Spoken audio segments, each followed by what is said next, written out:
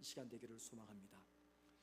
저는 3주 전에 오늘 본문을 가지고 설교하면서 이런 질문을 던졌어요.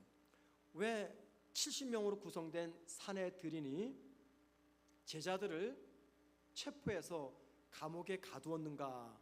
라는 질문이었습니다. 답이 무엇이었습니까? 그동안 자신들에게 주어졌던 사람들의 지지, 관심 이런 것들이 제자들에게로 옮겨가는 것을 보고 이 종교 지도자들이 마음에 시기심이 찾아온 거예요.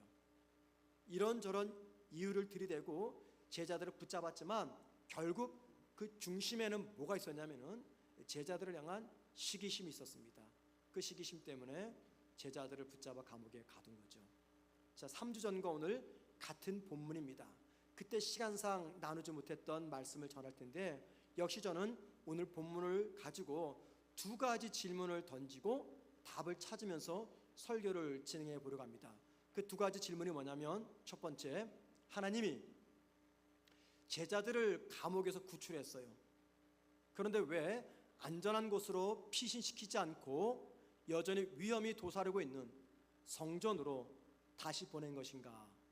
제자들이 어디에서 체포되었어요? 성전입니다. 성전에서 활동하다가 체포돼서 감옥에 가뒀어요. 그런데 하나님이 그들을 구출해서 감옥을 빠져나오게 한 다음에 어디로 보내요?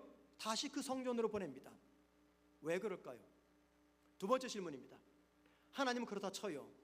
제자들은 무슨 이유 때문에 감옥에 갇혔다가 구출된 후 안전한 먼 곳으로 도망가지 아니하고 왜 무슨 이유 때문에 붙잡혔던 그 성전으로 또 찾아가는 것인가 라는 겁니다. 이 두 가지 질문을 염두한 채 오늘 말씀을 들었으면 좋겠습니다. 이 두 가지 질문에 답을 찾는 것이 저와 여러분에게 대단히 중요하기 때문입니다. 자, 첫 번째 질문입니다. 하나님은 왜 제자들을 구출해서 안전한 곳으로 피신시키지 않고 다시 위험이 있는 성전으로 보낸 것인가 라는 거죠. 자, 우리가 어떤 생각을 합니까? 하나님이 제자들을 감옥에서 구출하셨다면 당연히 그들을 안전한 곳으로 보내셔야 된다 생각해요. 그런데 하나님은 우리의 기대와는 달리 제자들을 위험한 성전으로 가라고 명령합니다. 자, 이런 말씀 보면서 우리가 꼭 기억할 것이 있어요. 본문을 보면서 본문은 위기에 빠진 제자들을 건져내는 하나님의 전능하신 능력을 강조하는 말씀이 아니라는 겁니다. 초자연적 기적을 베풀어서 제자들을 위기에서 건져내는 것, 이게 오늘 본문의 핵심이 아니라는 거예요. 오히려 많은 장애물 앞에서도 당신이 하고자 하는 일을 중단하지 않고 계속해서 진행하시는 일하시는 하나님의 모습을 보여줍니다. 하나님을 위해서 하나님의 일을 대신 수행하는 사람을 우린 사명자 또는 소명자라고 이야기합니다.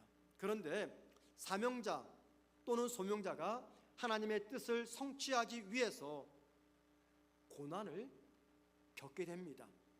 하나님은 당신의 뜻과 일과 목적을 이루기 위해서 당신의 일꾼들이 고난을 당해야 된다면 그 고난을 제거하지 않고 그 고난 속으로 집어넣으십니다.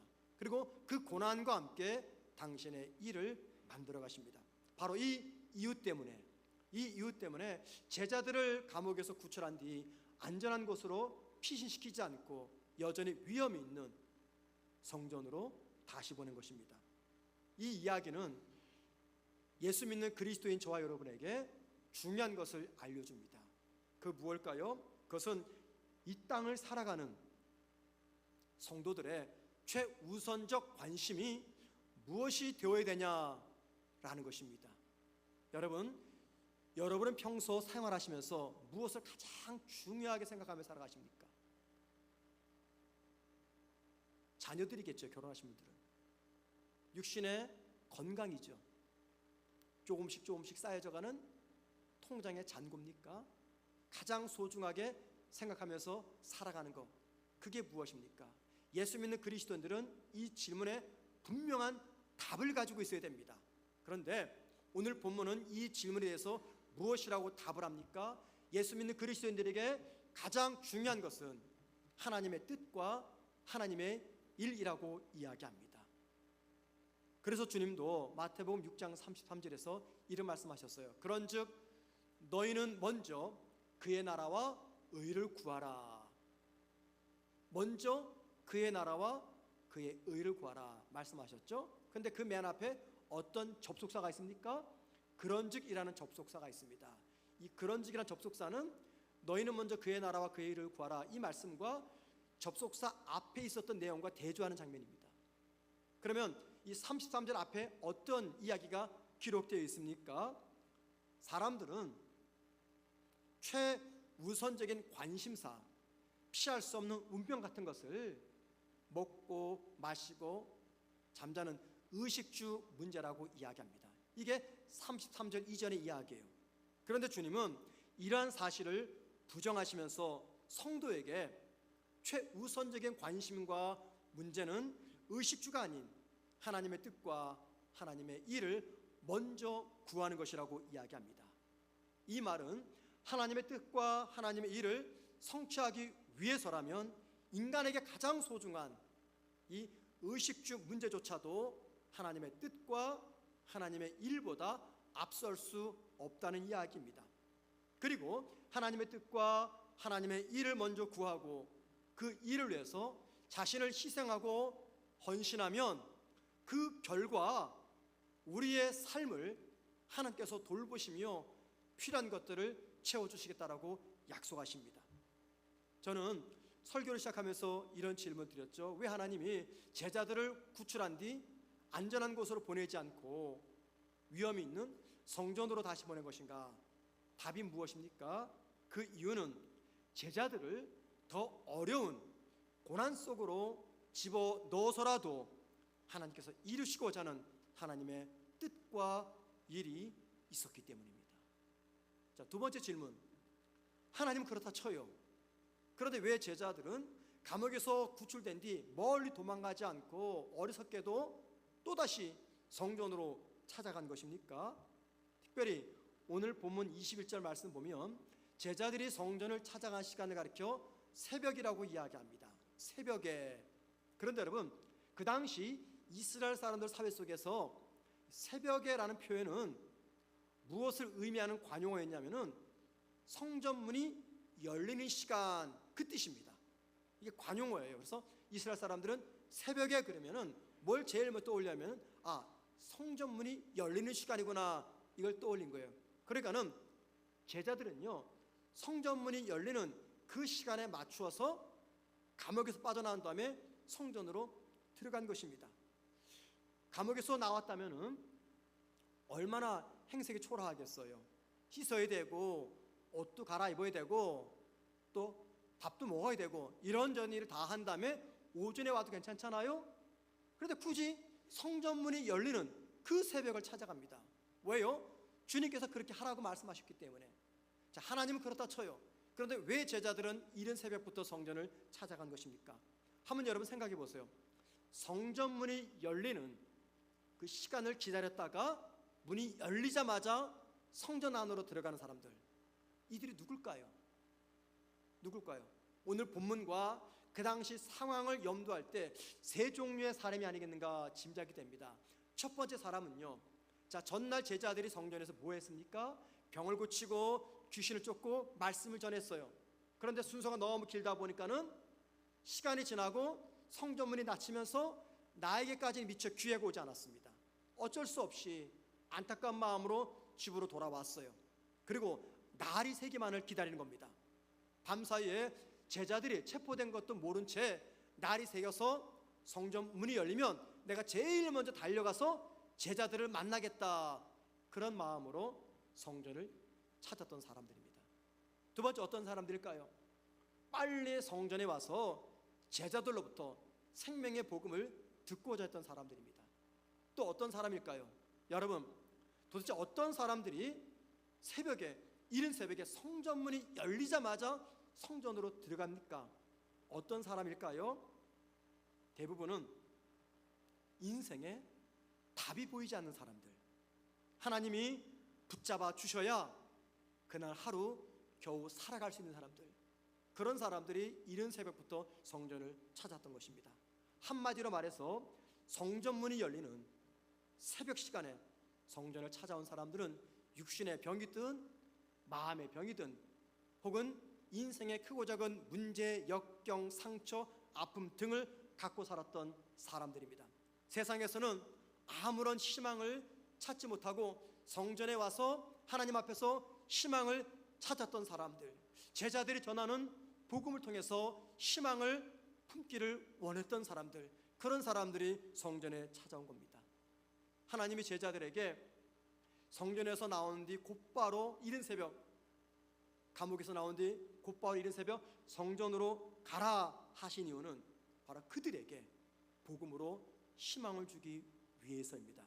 그리고 제자들은 하나님의 그 마음을 알았기 때문에 분명히 거기 가면 다시 체포될 것을 알면서도 성전문이 열리는 새벽 시간 성전 안으로 들어간 것입니다. 자, 여러분, 두 번째 질문이 뭐였습니까? 하나님은 그렇다 쳐도 왜 제자들까지도 도망가지 않고 다시 성전으로 찾아간 건가? 답이 무엇일까요?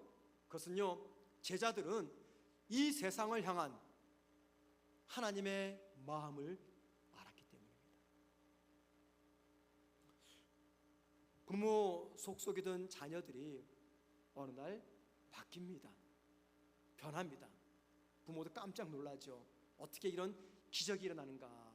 여러분, 자녀들이 언제 변할까요? 자녀가 변할 때는요, 부모가 당신의 인생을 희생하면서 자신을 살았던 삶을 깨달을 때, 자신을 향한 부모의 그 간절한 마음을 이해할 때, 그때 자녀가 바뀝니다. 그리고 좋은 곳을 보고 맛있는 거 먹으면 변화된 자녀는 제일 먼저 부모를 떠올리죠. 무엇보다 부모가 소중하게 생각하는 그 가치를 자기도 소중하게 생각합니다. 종종 우리 성도들의 자녀들이 결혼할 때, 결혼 앞두고 저를 찾아와 인사하는 경우가 가끔 있습니다. 그때 저는 그 자녀들이 신앙생활을 제대로 하지 않으면 꼭 하는 말이 있어요. 이런 이야기합니다. 목사가 성도들에게 사기치려고 하나님이 없는데도 하나님이 있다 말할 수 있다. 근데 부모가 자녀들에게 사기치려고 하나님이 없는데도 하나님이 있으니 잘 믿어라, 그렇게 사기치는 부모는 이 세상에 한 사람도 없다. 부모가 하나님을 인격적으로 만났기 때문에 이 좋은 하나님을 내 자녀도 믿기를 원해서 자녀들에게 하나님 믿으라고 권면하는 것이다. 그러니 결혼한 뒤에 신앙생활 잘해라. 부모가 바라는 것은 하나, 너희들이 예수 잘 믿는 것이다. 이렇게 제가 꼭 권면을 합니다. 우리 자녀들 중에는요, 아직 인격적으로 주님을 만나지 못한 자녀들이 있어요. 그런데 예배 자리에 있고 교회 섬기고 봉사하는 자리에 있습니다. 왜 그럴까요? 그 이유는요, 자녀들에게 믿음을 권면하는 그 부모의 마음을 이해하기 때문입니다. 우리 성도들 중에 배우자가 아직까지 주님을 인격적으로 만나지는 못했는데도 불구하고 이 예배 자리에 있는 분 계십니다. 또 주님을 만나지 못했는데도 주님과 교회를 위해서 열심히 헌신하는 분이 있어요. 그 이유가 뭐 때문일까요? 아직 주님도 만나지 않았는데 뭐하러 예배 자리에 있습니까? 대부분은 자신에게 믿음 생활을 권면하는 아내의, 남편의 그 마음을 알기 때문입니다. 여러분, 부모의 마음을 아는 자녀 반드시 바뀝니다. 부모가 소중하게 생각하는 것을 자녀도 소중하게 생각하고, 부모가 가치 있게 생각하는 것을 자녀도 역시 가치 있게 생각합니다. 그리고 그 일을 위해서 대가 지불하는 것을 절대 두려워하지 않습니다. 우리 교회 성도들 중에는요, 정말 열악한 환경 속에서 작은 능력을 가지고 힘들지만 큰 일을 감당하며 하나님의 큰 능력을 발휘하는 그런 성도들이 있습니다. 남들에 비해 가진 것이 많지 않습니다. 적습니다. 그럼에도 함께 신앙생활하는 성도들 중에 더 힘들고 어려운 이웃을 돌아보기 위해서 저를 찾아와서 문의하는 그런 성도들도 있습니다. 자기만을 위해서도 부족해요. 그런데도 그 부족한 가운데서도 다른 성도들을 돌아보려고 애쓰는 분들이 있습니다. 이와는 반대로 부모로부터 귀한 믿음의 유산을 물려받았어요. 그래서 어릴 때부터 하나님을 믿었으니 하나님에 대해서 누구보다도 잘 압니다. 잘 아는데 하나님을 위해서는 아무것도 희생하지 못합니다. 성도들 중에는 남들에 비해서 풍족한 분들이 계세요. 상황도 좋고, 그런데 그 풍족한 가운데 이웃을 돌아보는 데는 너무나 인색한 분이 있습니다. 여러분, 차이가 무엇일까요? 간단합니다. 하나님의 마음을 아느냐 알지 못하느냐, 그 차이입니다. 하나님 마음을 알면 어려움 당할 것을 뻔히 알면서도 다시 성전으로 올라갑니다. 하나님은 시대마다 당신의 마음을 아는 사람들을 불러서 당신의 일을 진행하십니다. 하나님 마음을 알아 하나님의 뜻을 이루기 위해서 자신을 희생하는 사람을 우린 사명자 혹은 소명자라고 이야기합니다. 예수 믿는 성도는요, 예수를 믿기 때문에 누구를 막론하고 모두가 다 사명자이며 소명자입니다. 그런데 성도들 중에는 자신이 사명자요 소명자임을 알지 못하는 분들이 계십니다. 그 결과 사명자답게 살지 못하죠. 믿음의 연수, 믿음의 분량, 신앙의 연수, 직분과 관계없이 예수 믿는 모든 성도들은 다 사명자입니다. 그래서 어떤 분은 바로 그 사명 때문에 고령의 몸으로 선교지를 찾아갑니다. 어떤 분은 그 사명 때문에 어린 자녀들을 데리고 한 번도 가본 적이 없는 선교지로 떠납니다. 어떤 분은 그 사명 때문에 자신의 집과 직장을 선교지로 생각해서 어떻게 해서든지 자신이 받은 그리스도의 사랑을 되돌려주려고 노력합니다. 어떤 분은 그 사명 때문에 자기 자신을 겸손히 내려놓고 다른 사람들을 섬깁니다. 이런 삶을 살아가는 이유 무엇 때문입니까? 그분들은 하나님의 마음을 알기 때문입니다. 오늘 본문 32절 말씀 보면 제자들이 감옥에서 구출된 뒤 다른 곳으로 피하지 않고 성전을 찾아갔던 그 이유가 무엇인지 명확하게 알려주고 있어요. 여러분, 여기 32절 말씀에 처음에 이런 말 있죠. 우리는 이 일의 증인이요. 우리는 이 일의 증인이요. 제자들은 성전에서 복음을 전하다가 다시 붙들렸어요. 다시 산헤드린 의회 앞에 체포되어 옵니다. 그리고 재판을 받고 신문을 받습니다. 신문을 받는 중에 제자들은 자신들을 가리켜서 뭐라고 말해요? 우리는 이 일의 증인이다 이야기합니다. 여기서 말 이 일은 어떤 일입니까? 예수님의 십자가 죽음과 부활과 승천과 인류의 구주가 되신 그 일을 말합니다. 또 증인이라고 말합니다. 여러분, 증인이 무슨 말입니까? 증인이란 법적인 일이나 일반적인 어떤 일을 확인하거나 증명하는 사람을 이야기합니다. 제자들은 예수님의 삶과 죽음과 부활과 승천이 역사적 사실임을 입증하며 증언하는 증인이었음을 우리들에게 보여줍니다. 그러므로 이 일의 증인이요, 이 말은요, 뭐가 담긴 거예요? 제자들은 본인들의 정체성이 무엇인지 알았다는 것을 이야기합니다. 그러니까는 다시 붙잡혀 신문 받을 것을 뻔히 알면서도 이른 새벽 성전까지 찾아간 것은 먼저는 하나님의 마음을 알았기 때문이고, 다음으로는 자기들이 누구인지 정체성을 알았기 때문입니다. 사람의 입에서 참 많은 말들이 쏟아져 나옵니다. 사람들이 수많은 행동을 합니다. 어떤 결정을 하고 선택을 합니다. 그런데 여러분, 이 모든 것들은 무엇을 바탕에서 나오는 건지 아십니까? 나는 누구인가? 자신의 정체성에 대한 인식의 결과로서 나오는 것이 말이며 행동이며 선택과 결정입니다. 마찬가지로 예수 믿는 저와 여러분의 입에서 나오는 말이 있죠. 우리가 행동하는 행위가 있고 결정과 선택이 있습니다. 이게 다 무엇을 기반으로 해서 나오는 겁니까? 나는 누구인가? 라고 하는 이 정체성의 인식의 결과로서 나오는 것들입니다. 이 말은 중요한 것을 전제하는 말입니다. 성도가 분명한 자신의 신앙의 정체성을 알지 못하면 예수 수십 년 믿어도 그 사람은 여전히 영적인 갓난아이 상태에 머물러 있습니다. 왠지 아십니까? 영적 성숙과 영적 성장은 반드시 나는 누구인가 자신의 정체성과 밀접한 관계가 있기 때문입니다. 왜냐하면 신앙인이 자기 정체성을 확립한다는 것은 세 가지를 의미하기 때문입니다. 첫 번째, 성도가 자신의 정체성을 확립한다, 그 말은요, 하나님이 자신에게 부여한 그 사명을 알아서 사명자로 살아간다는 뜻입니다. 여러분, 하나님은 우리가 당신을 믿는 그 순간 감당하는 사명을 주십니다. 하나님 믿는 성도는 그 누구도 이 사명에서 벗어날 수가 없습니다. 그 사명이 무엇입니까?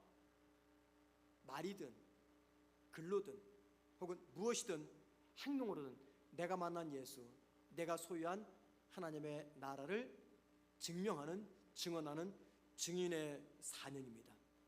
그런데 만일 우리에게 이 정체성에 대한 확립이 없으면, 정체성에 대한 확고함이 없으면 예수를 전하는 사명자로는 살아가지 못합니다. 우리가 잘 아는 예레미야 선지자, 그는 누구보다도 증인으로서의 정체성이 분명했던 선지자였어요. 예레미야는 예레미야서 20장 9절에서 자신의 정체성과 관련된 말을 이렇게 말합니다. 우리 한번 다 같이 한 목소리로 읽어봅니다. 시작. 내가 다시는 나의 마음이 불붙는 것 같아서 골수에 사무치니 답답하여 견딜 수 없나이다. 예레미야는 하나님으로부터 말씀을 받아서 이스라엘 사람들에게 전했어요. 그런데 두 가지 반응이 나옵니다. 첫째, 믿지 않습니다. 둘째, 자기를 잡아다가 박해를 가합니다. 속이 너무 상했던 예레미야가 어떤 결심을 하냐면, 내가 다시는 이들에게 하나님 말씀을 전하지 않겠다 결심을 합니다. 그런데 다시는 하나님 말씀을 전하지 않겠다 결심했는데 그의 마음에서 불이 나는 것 같은 고통을 겪습니다. 여러분, 왜 그럴까요? 왜 그의 마음에 불이 납니까? 하나님 말씀을 전하지 않겠다고 결심하고 입을 닫으면 닫을수록 하나님 말씀을 전하지 않고는 견딜 수 없는 답답함과 뜨거움이 그의 마음속에서 일어났기 때문입니다. 예레미야가 이렇게 살 수 있었던 이유가 무엇 때문입니까? 그에게는 분명한 정체성이 있었기 때문이에요. 그 정체성이 무엇입니까? 하나님 말씀을 전하는 선지자의 정체성입니다. 그러므로 성도가 정체성을 확립한다는 것은 다른 게 아니에요. 사명감을 회복하는 것입니다. 두 번째, 성도가 자기 정체성을 확립한다, 그 말은 자기 자신에게 세상이 주지 못하는 가치를 부여한다는 의미입니다. 가치를 부여합니다. 예수 믿지 않는 세상 사람들은 예수 믿는 사람은 누군가라고 생각하면서 떠올리는 장면들이 있죠. 세상 사람들은 예수 믿는 사람들을 어떻게 생각합니까? 주일날만 되면 예배당 가는 사람, 그렇죠. 혹은 술, 담배, 도박을 멀리하는 사람, 또는 남들보다 정직하고 겸손하고 사람들을 사랑하는 사람, 이렇게 생각을 합니다.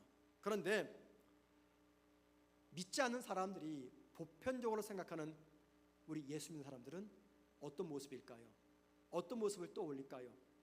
그리스도인들은 음식을 먹을 때마다 음식을 앞에 놓고 뭔 짓인지 눈을 감고 고개를 숙인다 라고 생각합니다. 여러분, 그렇죠. 우리는 음식을 먹을 때마다 눈을 감고 감사하기도 합니다. 그런데 솔직히 교회에서나 셀 모임에서나 가정에서나 혹은 혼자 있을 때는요, 얼마든지 음식을 놓고 눈을 감고 고개를 숙여서 감사 기도하고 먹을 수 있어요. 하지만 회사에서 많은 회사 사람들과 함께 식사할 때 이게 됩니까? 친구들과 함께 식사할 때 이게 됩니까? 어려워요. 특별히 대중 식당에서 많은 사람들이 지켜보는데 용기 있게 나 혼자 고개를 숙이고 음식 앞에서 눈을 감고 기도하고 밥을 먹는 거, 이거 쉬운 문제 아닙니다. 음식을 넣고 눈을 감고 기도하면 친구들이 이렇게 말해요. 너 아직도 예수 믿니? 비웃습니다. 혹은 음식 앞에서 눈을 감고 기도하면 공개적으로 내가 그리스도인임을 알리게 됩니다. 숨기고 싶은데. 또 내가 음식 앞에서 눈을 감고 기도하고 음식 먹으면 사람들이 나를 비지성인으로 생각을 합니다. 그런데 여러분, 누가 뭐래도 나는 그리스도인이다 라는 정체성이 분명한 분은요, 절간에 가서 스님과 함께 식사해도 기도하고 밥을 먹습니다. 여러분, 제가 만약에 스님과 함께 식사할 때 제가 기도하고 먹겠습니까? 기도하지 않고 먹겠습니까? 기도하고 먹어요. 왜요? 저는 제 자신에게 당당한 가치를 부여하기 때문에 누가 뭐래도 나는 하나님의 사람이다. 회사 동료가 아니죠. 회사 사장과 식사해도 눈 감고 기도하고 밥 먹습니다. 전 국민이 쳐다보아도 기도하고 밥을 먹습니다. 왜 그렇습니까? 나는 그리스도의 힘을 당당하게 자랑스럽게 생각하기 때문이에요. 이처럼 정체성의 확립이란 자신에 대해서 세상 사람들이 부여하지 않는 가치를 부여하는 겁니다. 세상 사람들은 나를 어떻게 평가합니까? 돈이 많으냐 적으냐, 직장에서 직위가 이거냐 저거냐, 집을 소유했느냐 소유하지 않았느냐, 많이 배웠느냐 배우지 못했느냐, 어디 출신이냐, 이런 것 가지고 나의 가치를 판단하지만, 그런데 여러분, 주님은 단 하나를 가지고 나를 판단합니다. 그게 뭐예요? 하나님의 자녀입니다. 그래서 가치관의 그리고 정체성의 확립을 견고하게 하면요, 어떤 상황에도 자신에 대해서 긍정적인 가치를 부여하게 됩니다. 세 번째, 성도가 정체성에 대해서 확고한 확립성을 갖게 되면요, 그 정체성에 맞는 삶을 살아가기 때문에 감당해야 되는 대가를 기꺼이 지불합니다. 저와 여러분이 신앙의 정체성에 따라 살아가게 되면 어쩔 수 없이 대가를 지불해야 돼요. 그게 무엇입니까? 희생입니다. 희생. 오늘 본문은 아닌데 본문 뒤에 있는 40절 말씀 보면 사내들인 의회가 제자들을 붙잡아 가지고 채찍질을 가합니다. 왜 제자들이 채찍을 맞습니까? 하나 이유 때문입니다. 그들의 정체성. 우리는 이 일의 증인이다 라는 그 정체성 때문에 채찍을 맞습니다. 제자뿐만 아닙니다. 증인의 삶을 살았던 모든 신앙인들은 반드시 박해를 겪습니다. 그래서 증인의 삶은요, 박해와 희생을 피할 수 없습니다. 증인, 우리말로 번역된 증인은 헬라어로 마르티스라는 단어입니다. 마르티스란 보고 들은 사실을 증언하기 때문에 자신을 희생하는 사람을 말합니다. 단순히 증언하는 사람이 아니에요. 증언하기 때문에 자신을 희생하는 사람, 이게 마르티스입니다. 그리고 어떤 사실과 어떤 가치를 지키기 위해서나 혹은 전하기 위해서 자신을 희생하는 사람을 우린 순교자라고 이야기합니다. 예를 들면 사도행전 22장 20절 말씀 보면 이런 말씀이 있어요. 또 주의 증인 스테반이 피를 흘릴 때 내가 곁에 서서 찬송하고 그 죽이는 사람들의 옷을 지킨 줄 그들도 아나이다. 여기 보니 스테반을 뭐라고 말합니까? 증인이라고 말합니다. 증인, 마르티스 이야기합니다. 스테반을 마르티스라고 말해요. 그 결과가 무엇입니까? 죽임입니다. 죽임. 스테반이 마르티스의 삶을 살았던 결과가 다름 아닌 죽음이었다 이야기합니다. 이 외에도 성경은 여러 곳에서 신앙인이 마르티스의 삶을 살아갔기 때문에 순교 같은 희생을 겪었던 이야기들을 기록하고 있습니다. 그래서 여러분, 마르티스, 증인과 순교는요, 밀접한 관계가 있어요. 그래서 증인을 뜻하는 헬라어 마르티스에서 영어 마터라는 순교자 단어가 파생이 됩니다. 증인의 삶과 희생은 절대 피할 수 없는 불가분의 관계라는 것을 알려줍니다. 그래서 이 이야기는 우리 모두에게 중요한 것을 알려줍니다.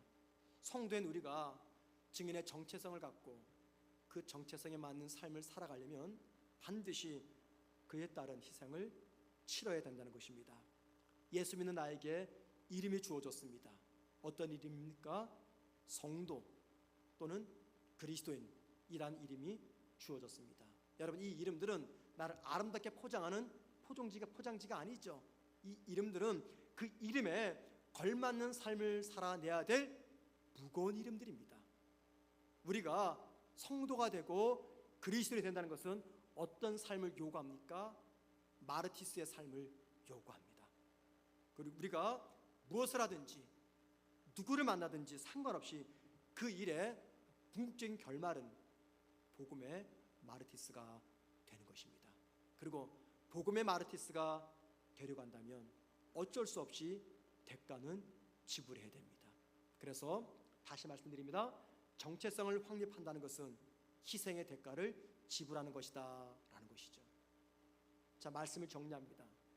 저는 여러분에게 성도가 정체성을 확립한다는 의미가 무엇인지 세 가지를 전했어요. 첫째는 사명자로 살아가는 것이다. 어떤 사명입니까?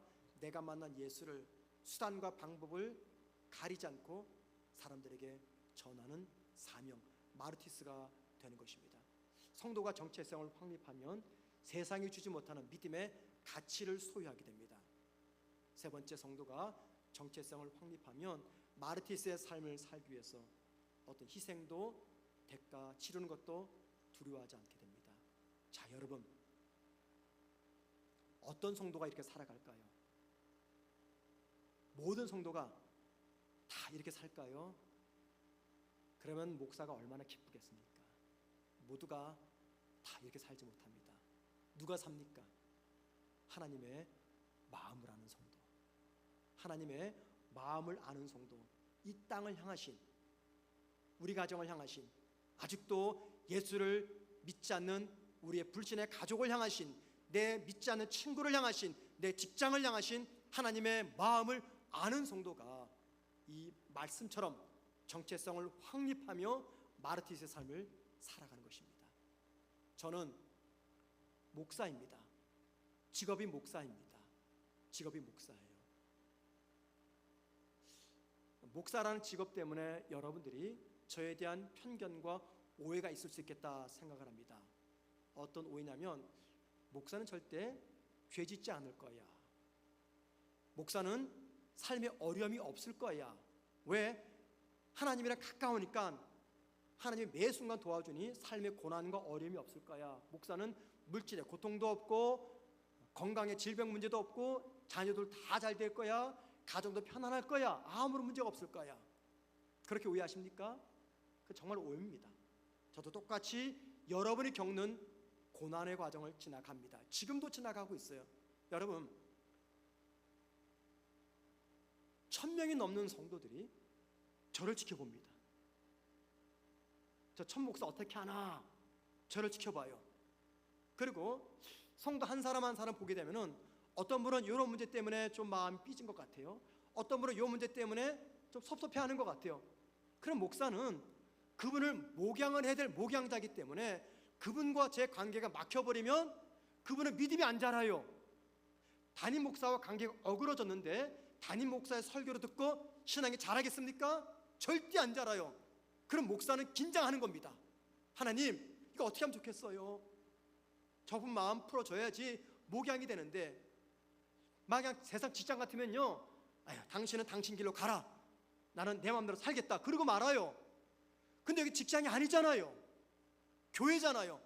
제 책임은 여러분 한 사람 한 사람이 믿음 생활 잘하도록 돕는 거잖아요. 그런데 목사와 관계가 어긋나서 성도가 믿음 생활을 제대로 못해요. 그러면요, 목사는 잠을 자지 못합니다. 맛있는 거 먹어도 맛있지 않아요. 진심입니다. 큰 인생의 짐이 있어요. 이 짐을 언제 내려놓느냐?